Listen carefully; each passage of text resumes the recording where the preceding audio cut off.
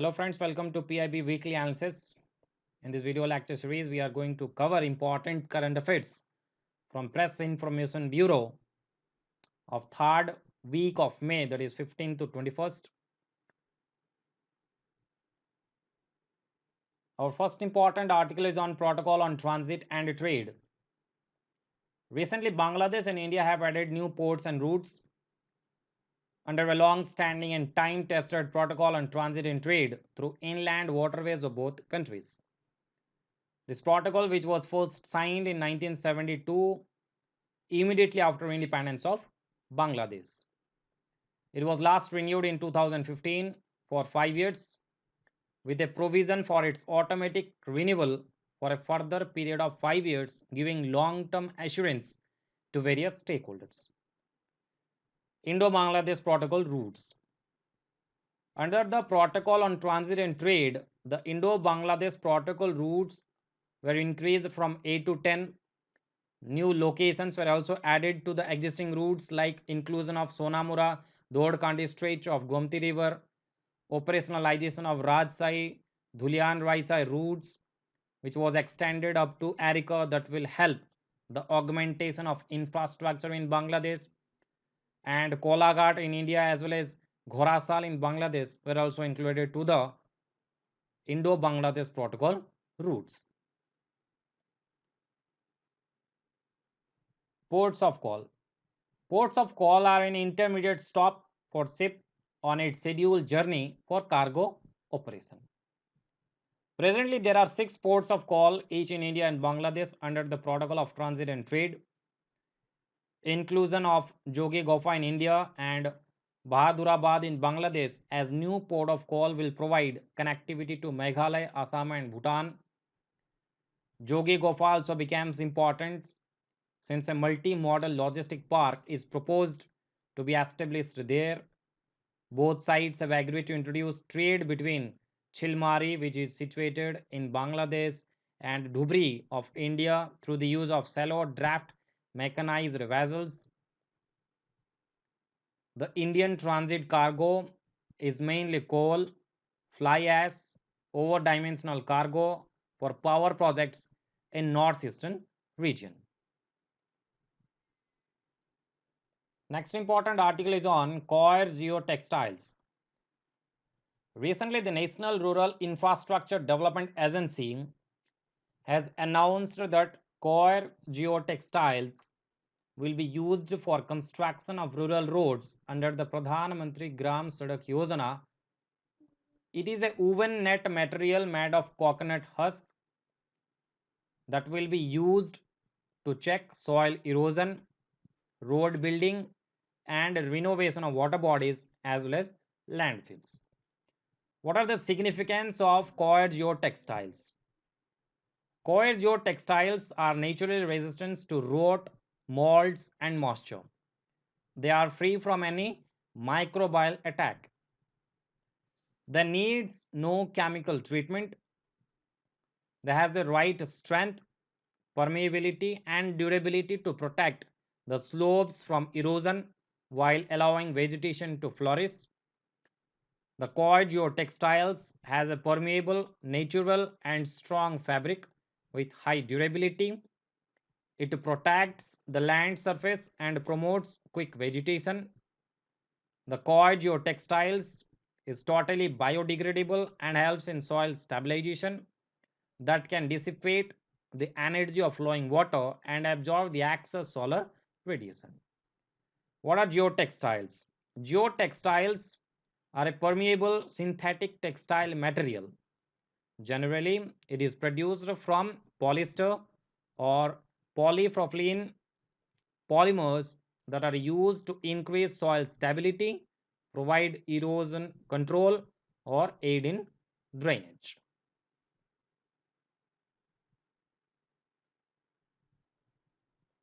Next article is on 100% solarization of Konark Sun Temple. The government of India has recently launched a scheme for 100% solarization of Konark Sun Temple, which is situated in Odisha. What is the objective of this scheme? The objective of this scheme is to develop the historical Sun Temple, that is Konark, as Surya Nagri, and to convey a message of synergy between the modern use of solar energy and the ancient Sun Temple. Odisha Renewable Energy Development Agency will be the implementing body. The scheme will envisage setting up of the 10 megawatt grid connected solar project and various solar off grid applications such as solar trees, solar drinking water kiosks, and off grid solar power plants with battery storage. 100% central financial assistance support through the Ministry of New and Renewable Energy will be provided to the scheme. About Konark Sun Temple. The Konark Sun Temple was built in the 13th century by the king Narasimha Deva I of the Eastern Ganga dynasty and is located near the sacked city of Puri, Odisha. It is a classic example of Odisha style of architecture, or we can say that is Kalinga architecture. The Konark Sun Temple is a World Heritage Site as inscribed by UNESCO. It is carefully oriented towards the east so that the first rays of sunrise strikes the principal entrance. The Konark Sun Temple is also known as Black Pagoda due to its tower which appeared as black. Previously, the temple was used as a navigational landmark by sailors to Odisha.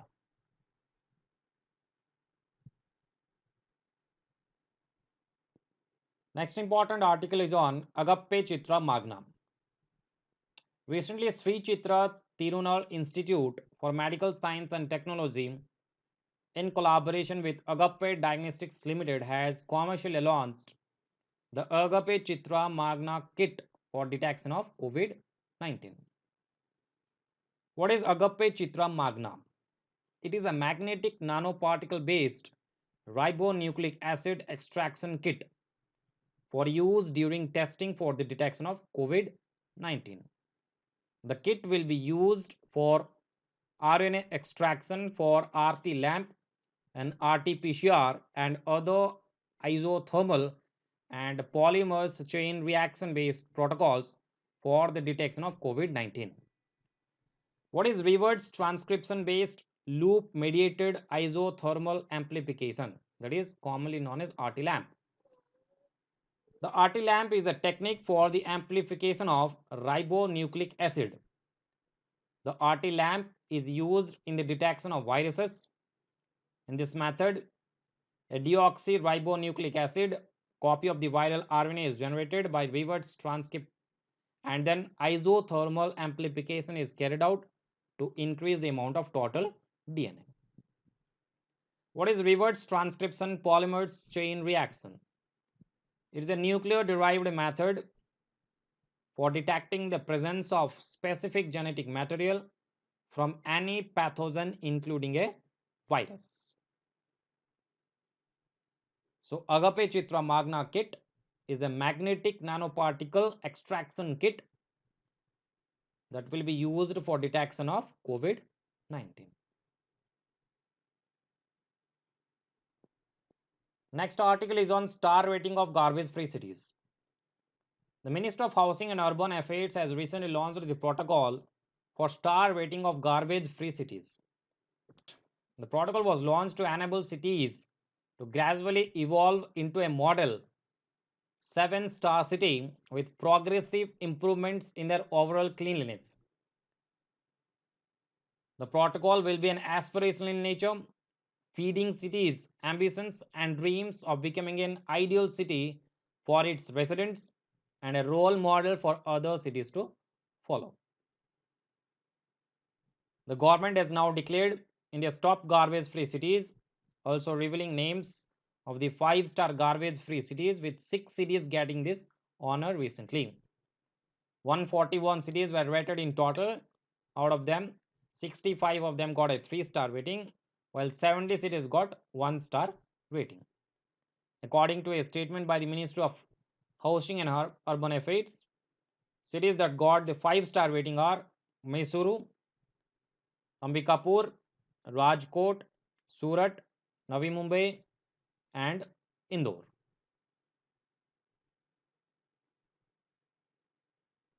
Next article is on National Migrant Information System. The National Disaster Management Authority has developed an online dashboard called as National Migrant Information System. The National Migrant Information System is an online dashboard to monitor and facilitate the interstate movement of migrant workers and their contact tracing during lockdown across the country. The key data relating to the persons migrating has been standardized for uploading, such as name, age, mobile number, originating and destination district, date of travel, etc. The respective states will be able to visualize how many people are going out from where and how many are reaching their destination states. It has an additional advantages like contact tracing, which may be useful in overall COVID-19 response. What? So, National Migrant Information System is an online dashboard that was developed by National Disaster Management Authority to monitor and facilitate the interstate movement of migrant workers. Next important article is on Social Protection Response Program. Recently, the World Bank has approved $1 billion US for accelerating India's COVID-19 Social Protection Response Program. With this announcement, commitment from the World Bank towards emergency COVID-19 response in India has reached to $2 billion US. So what is the Social Protection Response Program? Under the Social Protection Response Program, the World Bank will be funded. So what is Social Protection Response Program? Under the Social Protection Response Program, the World Bank will fund in 2 phases an immediate allocation of $750 million for the fiscal year 2020 and $250 million in second tranche that will be made available for fiscal year 2021.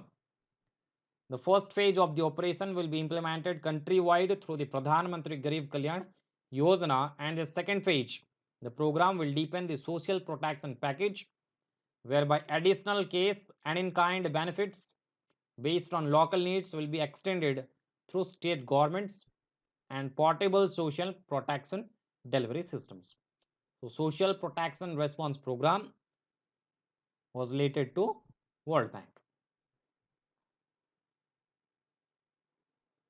Next article is on PMVidya Program. Recently, the Union Finance Minister has announced PMVidya Program for students. This program is announced for the top 100 universities of the country and for schools also. Under this program, online education courses will be provided. What are the objectives of PMVidya program? The objective of PMVidya program is to educate students through digital platforms so that the education of students does not suffer due to nationwide lockdown. What are the benefits of this program? The benefits include the students will get education sitting at home. It will be a one-stop solution for all learning needs. Special radio podcast will arrange for visually and learn and hearing impaired students. Students can study through e-content, and dedicated channel for education on TV will help students who do not have access to internet. So these are the benefits under PMVidya program. Next article is on Manodarpan.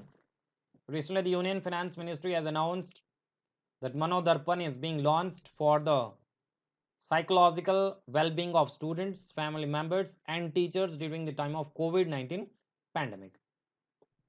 The initiative will provide psychological counseling through website, toll-free helpline, national directory of counselors, and through interactive chat platform. Next important article is on ICGS Sachet. The Defense Minister of India recently has commissioned the Indian Coast Guard ship Sachet and two interceptor boats C-450 and C-451 in Goa via video conference. What is ICGS Sachet? Sachet means alert. It is the first in the series of 5 offshore patrol vessels which is designed and built indigenously by Goa Shipyard Limited. The ICGS Sachet is fitted with state-of-the-art navigation and communication equipment.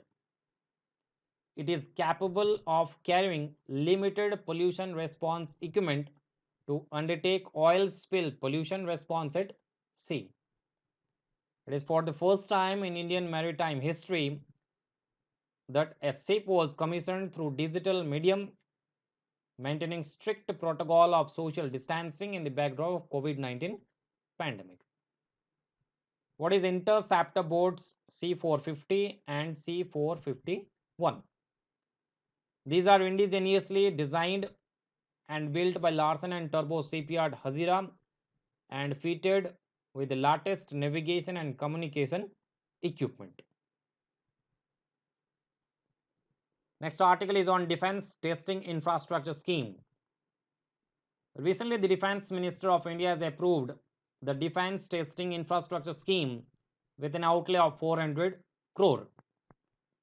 The scheme aims to promote indigenous defense production with special focus on participation of MSMEs and startups by bridging gaps in defense testing infrastructure in the country. The duration of the schemes are 5 years and envisaged to set up 6 to 8 new test facilities in partnership with private industry. The central government will provide up to 75% funding in the form of grant in aid, and the remaining 25% of the project cost will have to be borne by the special purpose vehicle whose constituents will be Indian private entities and state governments. The special purpose vehicle under the scheme will be registered under Companies Act 2013. The scheme will facilitate indigenous defense production, consequently reduce imports of military equipment, and help make the country self-reliant. Next article is on lightweight carbon foam. Recently, scientists, including a recipient of the Inspire Faculty Award from the CSIR Advanced Materials and Processor Research Institute, have developed the lightweight carbon foam which has the potential to replace lead grid in lead acid batteries. What are the applications and significance of lightweight carbon foam? They are useful for heat sinks in power electronics, electromagnetic interference, shielding in aerospace, hydrogen storage, and electrode for lead acid batteries and water purification systems. They are highly resistive to corrosion, has good electrical and thermal conductivity with high surface area, and have recently attracted a lot of attention owing to their potential applications in various fields. The lightweight carbon foam can replace the lead acid batteries, which are heavy, corrosive, and have poor thermal stability. They are cost effective for the removal of arsenic, oil, and other metals from contaminated water. The raw material for the fabrication of carbon foam is easily available everywhere, and no requirement of any costly equipment for fabrication of carbon foam and filtration. The lightweight carbon foam can be safely used in remote areas where power supply is scarce. Next article is on injectable silk fibrin based hydrogel. The scientists of Jawaharlal Nehru Center for Advanced Scientific Research, which is an autonomous research institute under the Department of Science and Technology, have recently developed an injectable silk fibrin based hydrogel for sustained insulin delivery in diabetic patients. The injectable silk fibrin based hydrogel can ease insulin delivery in diabetic patients. Recently, it was successfully delivered active insulin in rats. The porous form of injectable silk fibrin based hydrogel allowed the encapsulation of recombinant insulin. They are proved to be an effective insulin delivery tool with excellent mechanical strength, biocompatibility, encapsulation storage, and demonstration of its sustained delivery of active insulin in the diabetic animal. The silk fibrin have implications for the future development of formulations for oral insulin delivery. Next article is on West Bengal Major Irrigation and Flood Management Project. Recently, the Government of India, Government of West Bengal, Asian Infrastructure Investment Bank, and the World Bank have signed a loan agreement for the project titled West Bengal Major Irrigation and Flood Management Project. The project includes the improvement in irrigation and flood management in the Damodar Valley Command area. The Damodar Valley Corporation, which was established in 1948 as the first multi-purpose river valley project of independent India. Under this project, 4 dams were constructed, namely Tilaya Dam, constructed across the Barakar River, which is situated in Jharkhand. Konar Dam, constructed across the Konar River, which is a tributary of the Damodar River. Maithon Dam, constructed across the Barakar River. And lastly, Panchayat Dam, constructed across the Damodar River, which is situated in the south of Maithon Dam. About Damodar River. Damodar River rises in the Palamu Hills of the Chota Nagpur Plateau situated in Jharkhand. The Damodar River passes through 2 Indian states, namely Jharkhand and West Bengal. The river occupies the eastern margins of the Chota Nagpur Plate, where it flows through a rift valley and finally joins the Hooghly. The Barakar River is its main tributary. It is also known as the Sorrow of Bengal due to the devastating floods and its tributaries in the plains of West Bengal. Next article is on GOAL, which is Going Online as Leaders. The Union Minister for Tribal Affairs has launched GOAL, that is Going Online as Leaders. GOAL is a joint initiative of Facebook and the Ministry of Tribal Affairs. The Going Online as Leaders will provide mentorship to tribal youth through digital mode. 3 core areas that will focus by the GOAL are digital literacy, life skills, and leadership as well as entrepreneurship. It will upskill and empower 5,000 tribal youths in the current phase to harness the full potential of digital platforms. The GOAL will enable scheduled tribe youths in remote areas to use digital platforms. Next article is on Samarth ERP.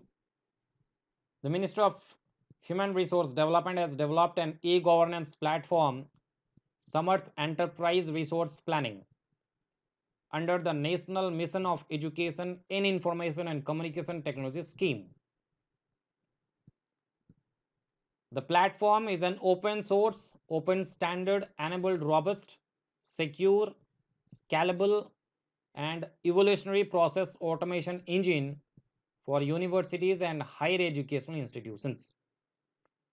The platform will be implemented at the National Institute of Technology, Kurukshetra, a participating unit under the World Bank supported Technical Education Quality Improvement Program. The platform will automate the processes of the enhancement of productivity through better information management. Our last important article of this discussion is Z scan method. Recently, the scientists from IIT Indian School of Mines, Dhanbad, and CSIR Indian Institute of Chemical Biology have developed the Z scan method to monitor the origin as well as the progression of Parkinson's disease in human beings. The team found that the Z scan method is really a technique that could help in monitoring both the early and late stages of the aggregation of acin nicely. What is Parkinson's disease? The disease is a common neurodegenerative disease that has no cure. It is believed that an aggregation of a protein called alpha synuclein plays a crucial role in the pathology of the Parkinson's disease. The aggregation is found in abundance in what is called the substantia nigra portion in the midbrain of patients suffering from Parkinson's disease. So, Parkinson's disease is a common neurodegenerative disease that has no cure. Thank you for watching.